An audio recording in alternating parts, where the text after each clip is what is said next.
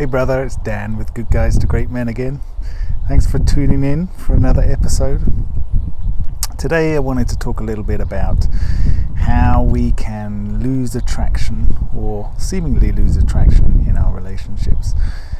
And really this comes down to kind of losing attraction to ourselves, losing trust in ourselves, or losing that mojo, that confidence, that belief in ourselves that we are an attractive man, that we have value. Steve and I did a free call the other weekend called Being the Prize, which is really talking about a mindset of knowing what your value is, your personal value, your sexual value, your intellectual value. There are many different ways that we can kind of cut it and look at ourselves and understand that we have lots to offer, lots to give. But in a long-term relationship, especially one that's struggling a little bit, we can often lose sight of that.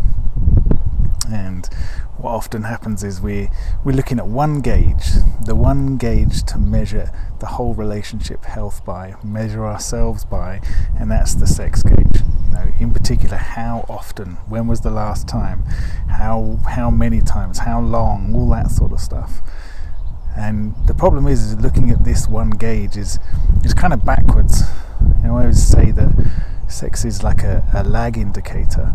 So if you're doing the other things in the relationship well, if you're creating emotional connection, intellectual connection, if you're having fun, if you're relaxing, if you're flirting, if you're just being yourself, if you know how to live your life in whatever situation you are as yourself and be happy with you and the direction that you're taking and the momentum that you're creating and all of the things that you can see in your future, if you feel like you have the ability to create the kind of future that you want to have, then you're able to bring that energy, that enthusiasm, that excitement and fun into your relationship.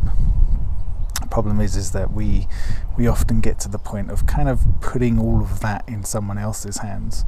You know, she's the one who's responsible for making the decisions about the house and about the kids. She's the one that's responsible for saying yes or no as to whether we can have sex or be intimate, connect in some way. And what I want you to understand is that you are the one that can create the opportunity for that. You're the one that can create feelings inside her that make her want to open up and want to be intimate and want to be close with you. But the problem is that most of the time we're being tentative. Most of the time we're kind of poking around trying to find where she is. Is she in the right frame of mind, right mood? Or we're so completely disconnected that we just kind of blurt it out. And then it comes out kind of sideways or backwards. It might sound something like, well, I guess sex is off the table then. Or it might be something passive aggressive like, well, why are you even in a relationship then? Right? Why are you even in a relationship? We've not had sex, essentially. This is what that's saying. We've not had sex for too long and I can't take it. You know, it's not okay. But I'm not going to talk about it directly to you. I'm not going to be honest and say, you know, what's going on? I really want to connect with you. I really want to be close with you. It's important to me to understand, firstly, how you are and see whether it's even an option. So we come at this from kind of the wrong angle. The attractiveness, we think that our attractiveness is something that you can measure by how other people are being with you. And in actual fact, your attractiveness comes from how you feel about yourself, how confident you feel in yourself, how much mojo you feel. You know, we're often talking to guys in coaching and within the first 2 or 3 weeks, they're suddenly going, this is the first time I feel like I've got my swagger back since I was early 20s. You know, it's amazing. And it's not difficult. This is just us kind of reconnecting them to who they are. Ultimately, this is what we're really talking about, reconnecting you to who you are, who she was originally attracted to, why she was originally attracted to that person. Most of the time, it's because when you first got together, you weren't worried about losing anything. You hadn't got to the place where, well, now I've got a house and kids and a career and, you know, this relationship, and if anything goes wrong with it, if somebody's struggling, now suddenly I'm in this fearful place that I'm going to lose something that I worked really hard to get to this point in my life. So again, part of part of attraction in that kind of situation is being confident enough to go, I know I'm going to be okay. I know I'll be all right. Whatever happens, I'll be okay. And so from that place, then I can offer love, I can offer compassion, I can offer, some kind of support, some kind of leadership, some kind of direction.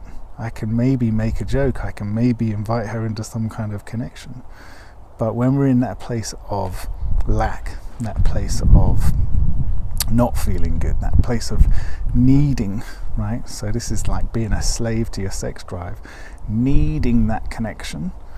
Otherwise, I'm just not going to be happy. This relationship isn't a good one. There's something wrong with it. And oftentimes that essentially comes across as there's something wrong with you. But when you're in a good place, when you make it a priority to make sure that you're in a good place every day, then you're able to create a completely different atmosphere. Then you're able to create a kind of opportunity for connection, but it comes down to you. What are you doing that is going to get you into that place of feeling good about you? What does that mean for you? Some guys this is exercise, some guys this is meditation, some guys it's all about nutrition and sleep. I always like to bring it also back to, well, how do you love to be? How do you love to live your life? How do you love to be with other people? So if you really enjoy being kind and generous, then be that way. If you really enjoy being affectionate, then be that way. And do it without any expectation or any need for a certain response from the other person. Because we're not talking about, I'm this person if the situation is right. I'm this person if you'll meet my needs. No, we're just talking about who you are. And if you say to me, I'm a guy that loves to be touchy-feely and affectionate and, and unapologetically sexual, not in a crass way, but just in I own the fact that I find you attractive, well then be that way. And don't apologize for it. And also don't get upset when other people aren't able to meet you there, because you're always just making invitations. And of course it's always okay for people to say yes or to say no to those invitations. Anyway, so I hope that was useful for you today. Trying to avoid being a slave to your sex drive and reconnecting to your sex appeal. Okay, take care guys, see ya.